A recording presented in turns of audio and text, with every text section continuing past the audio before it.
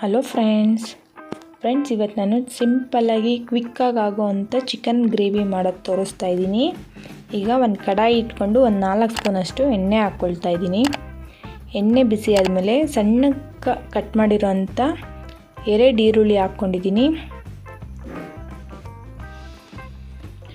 ಈರುಳ್ಳಿ ಸ್ವಲ್ಪ ಫ್ರೈ ಆಗಲಿ, ತುಂಬ ಫ್ರೈ ಆಗೋದೇನು ಬೇಡ.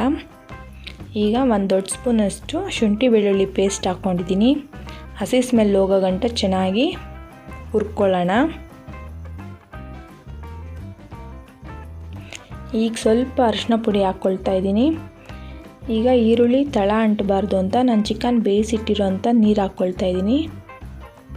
ನಾನಿಲ್ಲಿ ಅರ್ಧ kg ಚಿಕನ್ ತೊಗೊಂಡು ಸ್ವಲ್ಪ ಉಪ್ಪು ಅರಿಶಿನ ಹಾಕಿ ಬೇಯಿಸಿಟ್ಕೊಂಡಿದ್ದೀನಿ.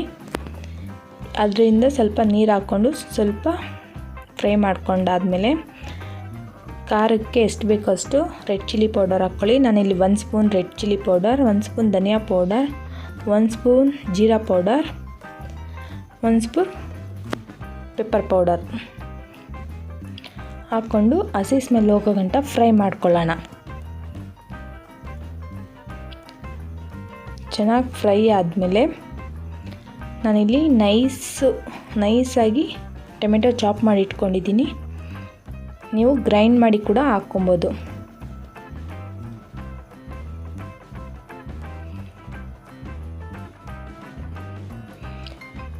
ಈಗ ಮಸಾಲೆಗೆ ಎಷ್ಟು ಬೇಕಷ್ಟು ಉಪ್ಪು ಹಾಕ್ಕೊಳ್ತಾ ಇದ್ದೀನಿ. ನಾನು ಆಲ್ರೆಡಿ ಚಿಕನ್ಗೆ ಉಪ್ಪು ಹಾಕಿ ಇಟ್ಕೊಂಡಿದ್ದೀನಿ, ಉಪ್ಪಾಕಿ ಬೇಯಿಸಿಟ್ಟಿದ್ದೀನಿ.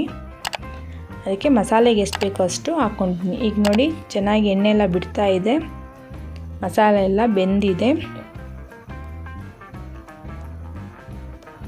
ಈಗ ಬೇಯಿಸಿಟ್ಟಿರೋಂಥ ಚಿಕನ್ ಹಾಕ್ಕೊಳ್ಳೋಣ.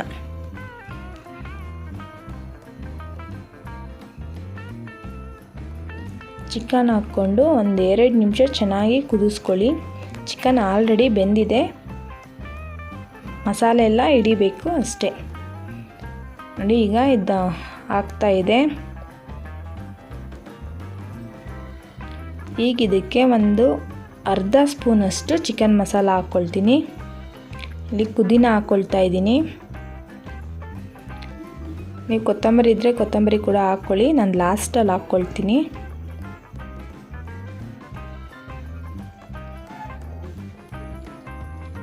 ಈಗ ಸ್ವಲ್ಪ ಮಿಕ್ಸ್ ಮಾಡಿದ್ಮೇಲೆ 1 ಸ್ಪೂನಷ್ಟು ಚಿಕನ್ ಮಸಾಲ ಪೌಡರ್ ಹಾಕ್ಕೊಂಡಿದ್ದೀನಿ.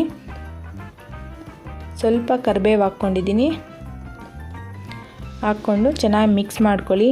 ಫ್ರೆಂಡ್ಸ್, ಚಪಾತಿಗೆ ಮತ್ತು ದೋಸೆಗೆ ತುಂಬ ಚೆನ್ನಾಗಿರುತ್ತೆ. ಒಂದ್ಸಲ ಟ್ರೈ ಮಾಡಿ ಫ್ರೆಂಡ್ಸ್, ಹೇಗಾಗಿತ್ತು ಅಂತ ಕಮೆಂಟ್ ಮಾಡಿ. ಈಗ ನಾನು ಇದಕ್ಕೆ ಕೊತ್ತಂಬರಿ ಸೊಪ್ಪು ಹಾಕ್ಕೊಳ್ತಾ ಇದ್ದೀನಿ. Chicken gravy ready friends. ನನ್ನ ವಿಡಿಯೋ ನೋಡಿದ್ದಕ್ಕಾಗಿ ಧನ್ಯವಾದಗಳು. ಲೈಕ್ ಮಾಡಿ, ಶೇರ್ ಮಾಡಿ, ಸಬ್ಸ್ಕ್ರೈಬ್ ಮಾಡ್ಕೊಳ್ಳಿ ಫ್ರೆಂಡ್ಸ್.